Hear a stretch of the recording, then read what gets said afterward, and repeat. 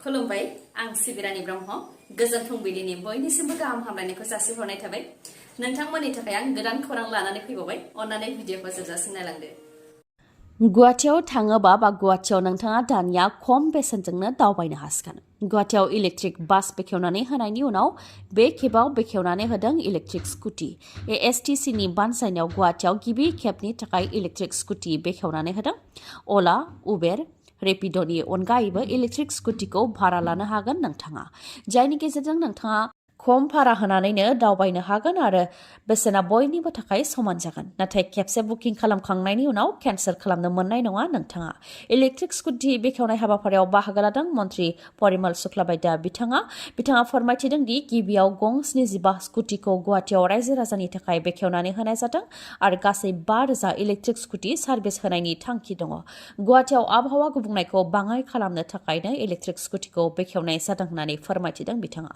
आरो जायफोर बिथांमोनहा इलेक्ट्रिक स्कुटीखौ बुकिं खालामनो गोसो बिथांमोनहा बाय' एपखौ डाउनलड खालामनानै लानो हागोन आरो बेनि गेजेरजोंनो बुकिं खालामनो हागोन होननानैबो फोरमायथिदों मन्त्रि परिमल शुक्लाबैद्य बिथाङा बुरलुंबुथुर दैयाव गोग्लैनानै सासे पुलिस कनस्टेबलनि जिउ खहा मुङा कुशल कलिता फोरमायथिनाय बादिब्ला बन्दिहाना ओनसोला गोबां गोग्लैसोनाय ओनसोल जानायनि थाखाय मानकाचारनि डीएसपी आरो एसपी बिथांमोननि दैदेननायाव पुलिसनि मोनसे हान्जाया उन्दै बैसोआव जुलि खालामनाय आरो ड्राग्स लानायनि हेंथायै सांग्रांथि हैनो थाखाय ओंखारदोंमोन बेयावनो बुरलुंबुथुर दैखौ नावजों बारनो नाजानायावनो नावनिफ्राय गादलिनानै दैयाव गलांदों कुशल कलिताया बिथांखौ रैखा खालामनो थाखाय गोबां नाजानाय जादोंमोन नाथाय बिथांखौ रैखा खालामनो हानाय जायाखैमोन मानोना बिथांनि देहायाव राइफल गुलि आरो मेगजिन थानायनि थाखाय बिथांनि लिरथाया गोबां जानायलाय दैनि सिङाव गोदोनायनिफ्राय गोदोलांदों जायनि जाहोनाव बिथांखौ रैखा खालामनो हानाय जायाखै उनाव एसडीआरएफनि हान्जायासो बिथांनि गोथै देहाखौ बोखांनो हादों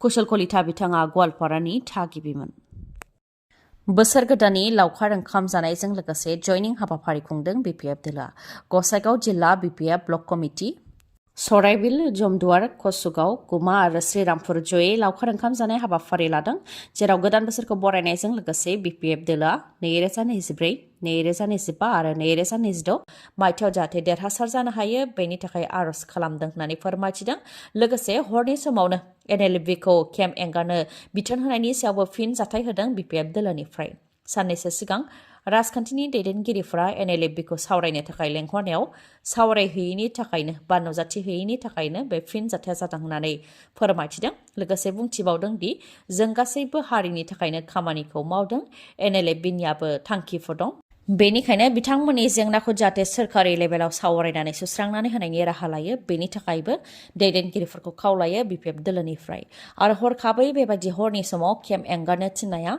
आइन बेरेखा मानोना बेनि सिगां सोरखारनिफ्राय बिथोनलाइ फैग्रोनो नांगोन आरो सम सिमा होग्रोनो नांगोन नाथाय हरखाब हरनि समाव होख्रां फैनाया दुखुनांथाव आरो बेयाव राजखान्थि खैसार दं होननानैबो बुंथियो बिपिएफ दोलोनिफ्राय फोरमायथिनो गोनांदि सोरखारनि बिथोन बायदियै NLFB आफादनि सोद्रोमाफोरा केम्पखौ एंगारलांबाय खौरांगिरि मेलनि गेजेरजों दुखु मोननाय फोरमायथिनानै बे खौरांखौ मिथिहोदों NLFB आफादनिफ्राय बिथांमोना बुंथिदों दि आफादखौ सिफायखागौमोन नाथाय सोरबा राजखान्थिगिरि आरो पुलिसनि नारसिननायाव नङा थांखिसिम सौहैयोब्ला आफादखौ सिफायखागौमोन होननानै फोरमायथिदों दा केम्पनिफ्राय बायदि बायदि जायगाफ्राव थांनानै NLFBनि सोद्रोमाफोरा माबाफोर आइन बेरेखा खामानि मावहैयोब्ला बेनि बिबानखौ सोर लागोन होननानै सोंथि खालामो आरो केम्प एंगारनो थिननायनि सायावबो फोरमायथिदों दि 2 लाख रां लानानै केम्प एंगारनो थाखाय बुंथिदोंमोन जेरै गुबुनफोरा रां लादों नाथाय जोंनि जेंनाफ्रा 2 लाख रांजों सुस्रांजाया सावरायनायनि गेजेरजोंसो सुस्रांजायो होननानै बुंथियो आरो हरनि गेजेरावनो NLFBनि केम्पखौ एंगारनो बिथोन होनायाव जोंनिनो माखासे दैदेनगिरिफोरनि खैसार दं होननानैबो फोरमायथिदों NLFB आफादनिफ्राय EVM मेसिननि गेजेरजों रायजो राजाफोरनि भटखौ माबोरै खावनो हायो बा बेले-बेजे खालामनो हायो बेखौ खौरां बिजोंनि गेजेरजों दिन्थिनो नाजानाय जौसिन बिजिरसालिनि उकिलफोरखौ पुलिसा हमदों मख'नो गोनांदि EVM मेसिननि गेजेरजों रायजो राजानि भटखौ माबोरै बेले-बेजे खालामनो हायो आरो बिसायख'थियाव देरहासार जानो हायो बेखौ केमेरानि सिगाङावनो दिन्थिनो थाखाय भारतनि बिसायख'थि आयगनाव गं 50 सिल खालामनाय EVM मेसिन बिदोंमोन जौसिन बिजिरसालिनि उकिलफोरा आरो बेनि थाखाय उकिल महमूद प्राचा आरो भानु प्रताप सिंह बिथांमोननि दैदेननायाव भारतनि बिसायख'थि आयगनि मावख'सिम हान्जा सरनाय हाबाफारि लादोंमोन उकिलफ्रा बेयावनो पुलिसा हानजा सुरनाय उखिलफोरखौ हमदों। हमजानाय उखिलफोरा बुंथिदों दि EVMखौ बोखार आरो देशखौ रैखा खालाम, संबिजिरखौ रैखा खालाम आरो सुबुं खुंथायखौ रैखा खालाम। बिसायख'थि आय'गनिसिम गंबाजि EVM मेसिन बिनायखौ बिसायख'थि आय'गा दासिमबो हेंथा होआखै, जायनि जाहोनाव EVM मेसिन मोननो हागोन होननानैबो आसा दङ। बेनिखायनो EVM मेसिननि गेजेरजों रायजो राजानि भटखौ माबोरै बेले-बेजे खालामनो हायो, बेयो जाहाथे रायजो राजानि सिगाङाव नुजाथिया, बेखौ लानानै अमित शाह गिदों आरो पुलिस प्रशासनखौ दैथायहरनानै धर्ना होनाय उखिलफोरखौ हमहोदों होननानैबो अजद होयो बिथांमोनहा। गारि सालायग्राफोरनि हिट एन्ड राननि सायाव मिरु सोरखारा जि आयेन लाबोदों, बेखौ लानानै गासै आसामावनो गेदेर धर्ना आरो बन्द होनायनि सायाव गोख्रों फिनजाथाय होदों आसामनि हान्था मेला बिफाननि मन्थ्रि परिमल शुक्लाबैद्या बिथाङा।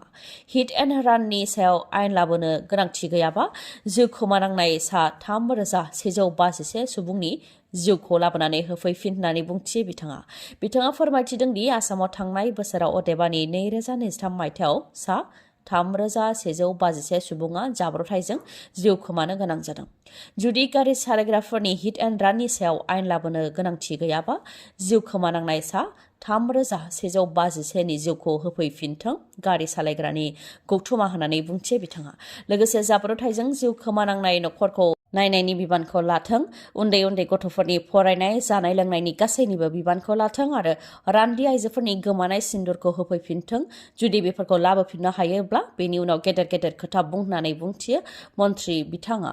लोगोसे बुंथिबावदि लामाखौ सोरबा गारि बिगोमा बा सोरबा गारि सालायग्राया बानायाखै, बेखौ रायजो राजानि रांजोंसो अदेबानि रायजो राजानि टेक्सजोंसो बानायनाय जादों आरो गारि मटरखौबो रायजो राजाफोरासो सोलोंथाइ लानायनि गेजेरजों दिहुनदों। नाथाय लामा सामाफोराव बिथांमोन रायजो राजाफोरखौनो सौख्रांनानै बुथारबाय थायोब्ला बेनि सायाव सोलायनाय बा आयेन लाबोनो गोनांथि दं होननानै बुंथियो मन्थ्रि बिथाङा। फोरमायथिबावनो गोनांदि हिट एन्ड राननि सायाव लाबोनाय आयेननि बायदिब्ला फालांगियारि गारिफोरा लामा सामायाव सोरखौबा जाब्रबथाय खालामोब्ला गिबियाव देहा फाहामसालि फारसे लानानै थांनो नांगोन, बेनि उनावसो पुलिसाव रिपर्ट हैनो नांगोन। जुदि बेबायदि खालामालासे जाथाय जानायनिफ्राय खारनानै थोंजोङै पुलिस थानायावल' रिपर्ट होयोबा 10 बोसोर जोबथेसालियाव थानायनि साजा मोननायजों लोगोसे 10 लाख रांसिमबो जुरिमाना होनांनो हागौ। बे आयेननिनो हेंथा खालामदों गारि मटर सालायग्राफोरा। दिमा हासावआव दिनै बिसायख'थि जागोन। नर्थ काछार हिल्स अट'नमास काउन्सिलनि दिनै बिसायख'थि जागोन, जेराव सा 87 बिजाथिफोरा गावसोरनि खाफालखौ लिरगोन। फोरमायथिनो गोनांदि मोन 28 बियाबनि थाखाय काउन्सिलनि बिसायख'थिया जागोन, जेराव मोन 28नि मादाव सा 6 बिजेपिनि बिजाथिफोरा आनकन्टेस्टेड महरै देरहाबाय। अदेबानि रावबो बादायारि गैयैनि थाखाय सा 6 बिजाथिफोरा देरहाखाबाय। दा मोन 22 बियाबनि थाखाय भट होनाय जागोन। गासै 1,46,124 भटारफोरा भटखौ होगोन। जाहाथे गासैबो भट होनो हायो, बेनि थाखाय दिनैनि सानाव पाब्लिक हलिडेबो फोसावदों। फैगौ 12 जानुवारियावनो बिसायख'थिनि भट साननायाबो जागोन। जायनाखि दिनै काउन्सिलाव बिसायख'थि जागोन, बेनिखायनो बिसायख'थिनि सिगां बिसायख'थिनि नेमखान्थिखौ लानानै गोख्रों जादों पुलिस प्रशासना। बेयावनो बिजेपिनि सासे बिजाथि, जाय बिजाथिया रावबो बादायारि गैयैनि थाखाय देरहाखाबाय, बिथांखौ रांजों लोगोसे हमनो हादों हजाय पुलिसा।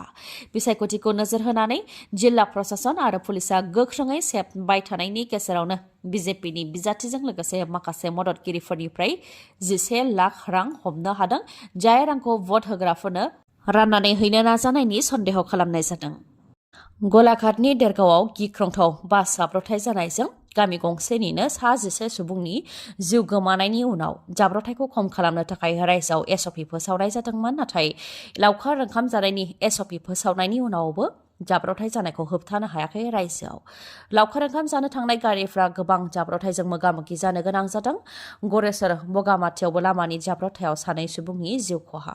सुख्लाय दै जगायथाय बिफाननि नालायाव गोग्लैनानै 2 सुबुङा जिउ खोमानो गोनां जादों। मुङा पवन राभा आरो सन्जय राभा। बे जाथायनि अनगायैबो काछारनि कलायनावबो सा 30 दावबायारिफोर थानाय गंसे बासआ बेलथायदों। बे गिख्रंथाव जाब्रबथायाव रावबो सुबुंनि जिउ खहा जायाखैब्लाबो माखासे सुबुंफोरा जोखोम जानो गोनां जादों। गोबां दावराव-दावसिनि गेजेरजों बांलादेशआव पार्लियामेन्टारि इलेक्शना जोबनानै थांबाय, जेराव 40% भटारफोराल' भट होदों।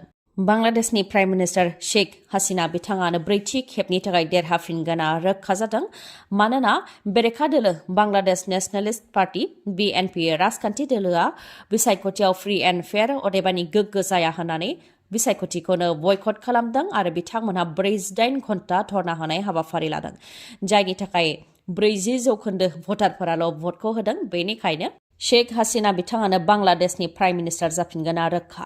पार्लियामेन्टारि बिसायख'थिखौ लानानै दावराव-दावसि जानायफोरनि मादाव जाहैबाय गंबा फरायसालिखौ अर सावनानै होनाय जादों, गंसे रेलगारिनि मोनब्रै दाब्बाखौ अर सावनानै होनाय जादों। बेनि अनगायैबो 4 सुबुङा जिउ खोमानो गोनां जादों। 4 सुबुं जिउ खोमानांनायनि मादाव सोरखारनि बिजाथिखौनो बुथारनाय जाथायबो जादों। बेनि अनगायैबो रोजा रोजा सुबुंफोर आरो दैदेनगिरिफोरखौबो बिसायख'थियाव दुंहाव खालामनायनि थाखाय एरेस्ट खालामनाय जादों। गोदान बोसोरनि गोदान हामलायनायजों लोगोसे बङाइगावनि आइ हस्पिटाला नोंथांमोननि थाखाय गोजोनथाव रादाब लानानै फैदों। नोंथांनाव जुदि मेगननि जेंना नुजाथिदोंब्ला बङाइगावनि आइ हस्पिटालाव बेसेन नाङालासे मेगन आनजाद नायनो हांख्रायहरदों। फैगौ 5 जानुवारिनिफ्राय 22 जानुवारिनि गेजेराव नोंथांमोनहा बेसेन नाङालासे मेगननि आनजाद नायनो हागोन। मेगननि आनजाद नायनायनि उनाव मेगनाव माबाफोर जेंना नुजाथियोबा बे आइ हस्पिटालावनो फाहामथाय होनायनि राहाबो दङ। लोगोसे मेगननि ससमा, मुलि बायदिखौबो बे आइ हस्पिटालनिफ्रायनो नोंथांमोनहा मोननो हागोन। माखासे सिबिथायफोर जेरै मेडिकेल रेटिना असिटि खालामनायनि राहा दङ, फेक' मेसिननि गेजेरजों केटारेक्ट अपारेसन खालामनायनि राहा दङ, ग्लक'मा इभालुएसन खालामनायनि राहा दङ आरो अकुल'प्लास्टि खालामनायनिबो राहा दङ। थावनिया लवार आसाम हस्पिटालनि उल्था दिगाव बङाइगाव बास स्टेन्डनि उनाव फुंनि 9 रिंगानिफ्राय मोनाबिलि 7 रिंगासिम गेवनाय थागोन। नाथाय रबिबाराव फुंनि 9 रिंगानिफ्राय सानजौफुनि 1 रिंगासिमल' गेवनाय थागोन।